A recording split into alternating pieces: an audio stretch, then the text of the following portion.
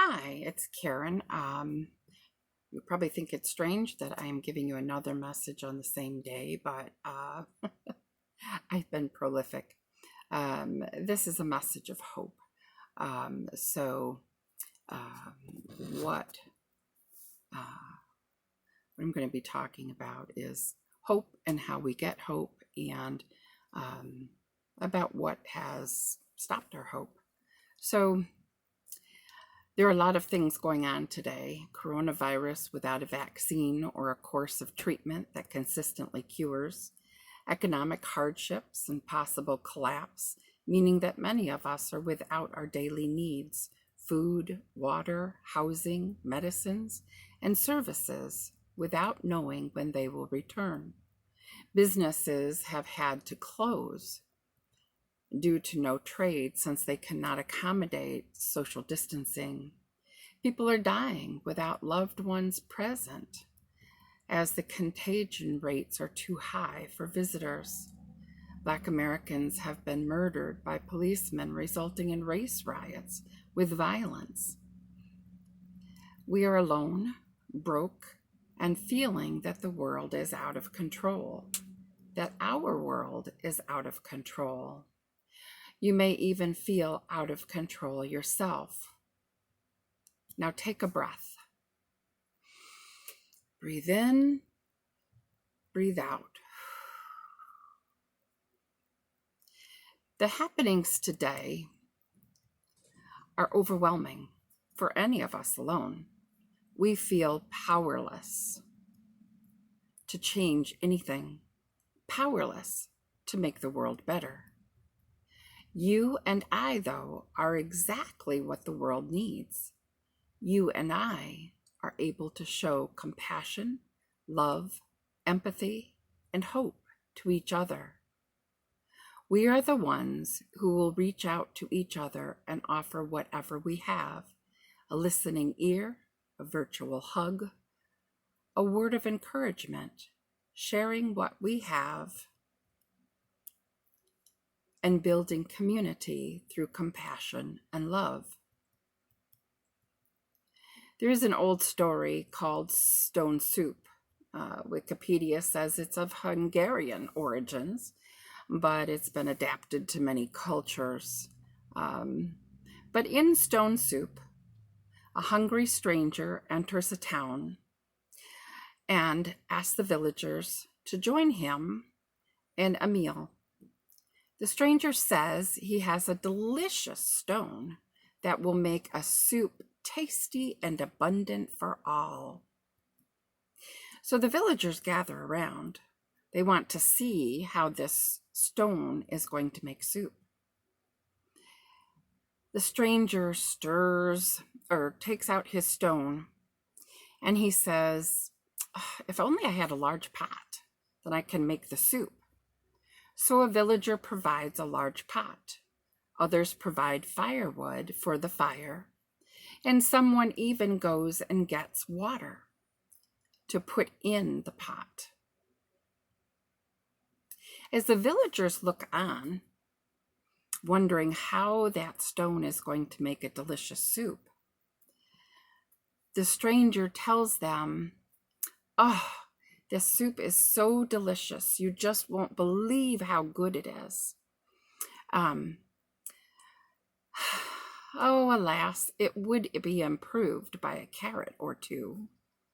So one of the villagers runs back to their home and brings back a couple of carrots and slices them up into the soup bowl.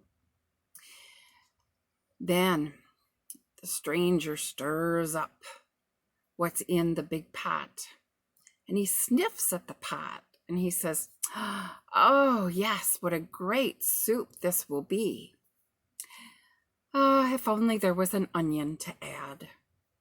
An onion or two suddenly appeared and was sliced into the pot as well.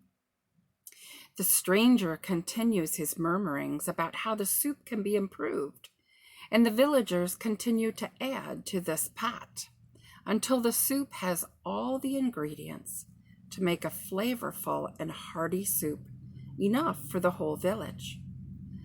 The delightful smell flows throughout the village, and all the people gather with bowls and spoons. They bring coffee and cider, and even some bread, and a bowl and spoon for the stranger to use. Finally, the stranger declares that the stone soup is ready, and everyone eats heartily from the big pot, all murmuring how delicious this soup is, and how they just cannot get over that it was made with a stone. Now there is fellowship and good food, laughter and stories, and especially this wonderful meal made from a stone. When all the soup is gone and everyone retires to bed, the stranger picks up the stone from the pot and deposits it back into his pack for another time. Stone soup is a great example of people helping one another in such a way that no one feels taken advantage of or alienated. All add to the soup to make it better and better with each addition.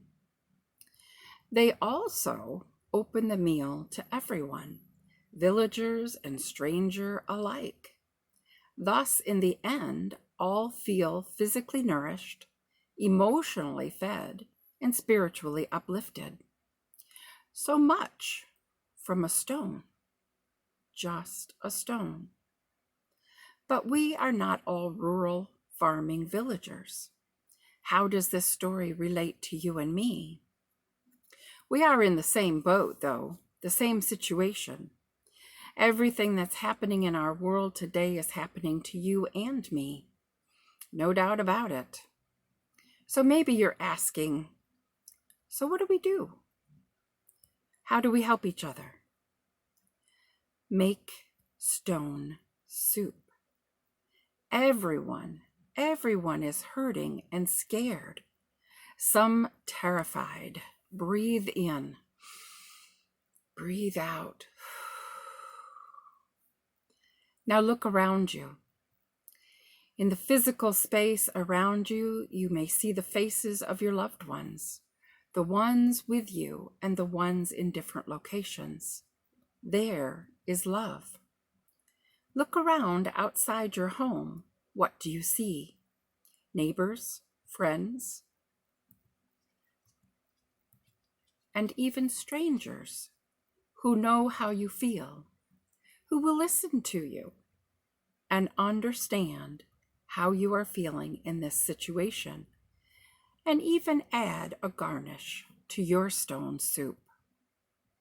Where can you add a garnish to someone else's stone soup? How will you add to the feeding and caring about your family and neighbors? It is not money that will release hope into you and your world. It is reaching out.